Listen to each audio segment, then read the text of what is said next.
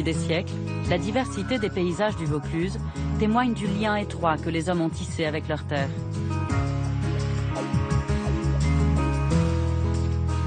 Dans les grandes plaines au sud du Mont Ventoux, ils ont trouvé les conditions idéales pour développer une agriculture fruitière renommée.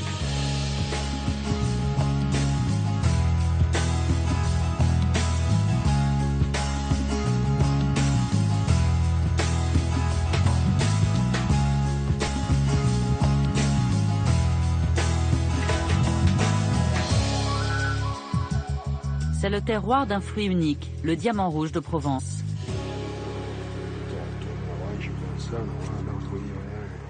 Les cerises des monts de Vénasque. Là, ça commence à être au mûr. Hein. On a déjà du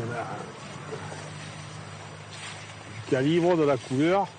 L'ambition de Frédéric Ruel et de son fils Romain, produire des fruits de grande qualité. D'ici 2 jours, c'est bon. Hein. Ouais, puis là, c'est pareil. Hein. Je veux dire, là, elle est pratiquement au top de sa maturité. Elle est bonne, elle est croquante. Si le temps est avec nous, ça devrait faire.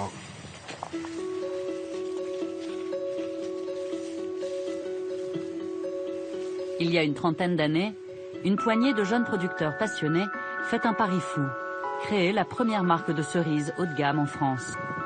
La cerise des monts de Vénasque. Le père de Frédéric faisait partie de cette aventure. Aujourd'hui, la tradition familiale se perpétue. Frédéric continue de produire un fruit à la couleur et au calibre parfait. Un savoir-faire qu'il a lui-même transmis à son fils. Les cerises, quand on les ramasse, il faut les prendre et les remonter doucement. Elles cassent toutes seules. Il ne faut jamais tirer dessus vers le bas, sinon elles ne cassent pas. C'est pour ça qu'il faut vraiment faire ça avec dextérité, faire attention, y aller doucement, pas mettre des grands coups de main, pas tirer fort. Quelqu'un qui va arriver, qui va tirer fort sur les cerises, il y a tout qui va venir, il y a tout qui se casse. Et là, c'est 1 an, 2 ans de perdu dessus. La récolte qui commence aujourd'hui va durer 2 mois selon la maturité de chaque variété de cerises. Le résultat de plusieurs mois d'efforts. C'est aussi une passion parce que c'est un fruit qui est très délicat. Ça reste le seul à pas être abrité. C'est pas sous serre, c'est pas sous... Et donc il est soumis à toutes les conditions climatiques, que ce soit le gel, ça commence par le gel, le vent, la pluie, la trop grosse chaleur. Voilà, c'est un peu...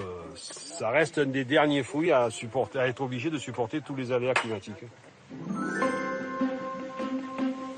Une fois la cueillette terminée, direction l'atelier de conditionnement. Ici, la même exigence est apportée pour garantir un fruit de grande qualité. Car les cerises de Frédéric sont expédiées dans toute la France pour garnir les meilleures tables et fournir les plus grands artisans. Dans la région, elles sont la source d'inspiration d'un confiseur de Carpentras, Serge Clavel. Alors mon Fredo, comment ça va? Ça va et toi? Ça va? Allez, tu vois, et voilà, c'est reparti. Les cerises sont les fruits préférés de Serge Clavel et dès le début de la saison, il vient se fournir chez Frédéric Ruel. Et qu'est-ce que tu vas faire avec? Oh, c'est merveilleux ça. On va transformer. Aujourd'hui on va faire de la pâte de cerise, on va faire de la glace, on va faire des berlingots, on va faire plein de choses, mais c'est merveilleux. Rien que de les voir, je suis content. Je suis content, donc c'est parti, la saison de la cerise est partie. À l'avant mon kiki. Et allez, on y va.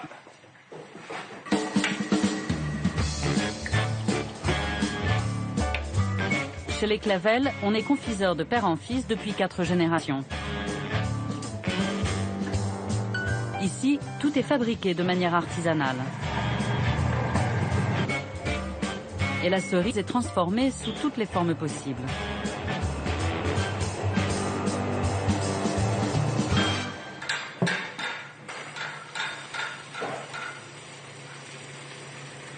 Mais parmi toutes ces douceurs, il y en a une qui a fait la réputation de Serge Clavel. Le fameux berlingot de Carpentras.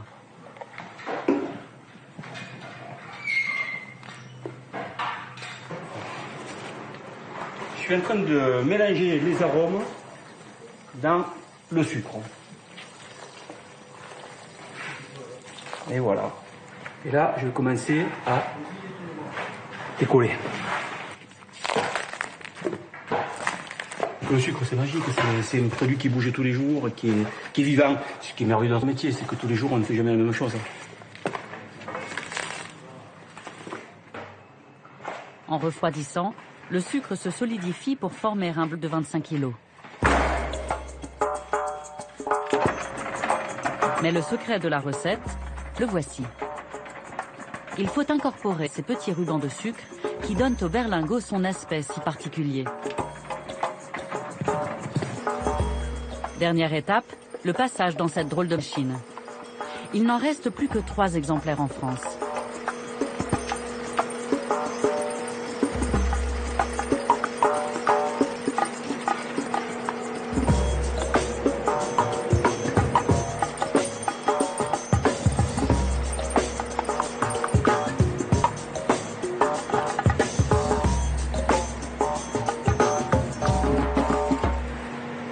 Nous travaillons avec des machines qui ont à peu près une 70 ans et nous continuons à perpétuer la tradition du berlingot avec ces vieilles machines parce qu'ils ont une histoire et une âme.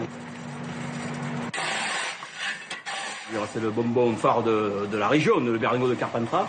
Et c'est un produit qui était voué à disparaître et on a redynamisé ce produit. Il est reparti et maintenant on le voit de partout.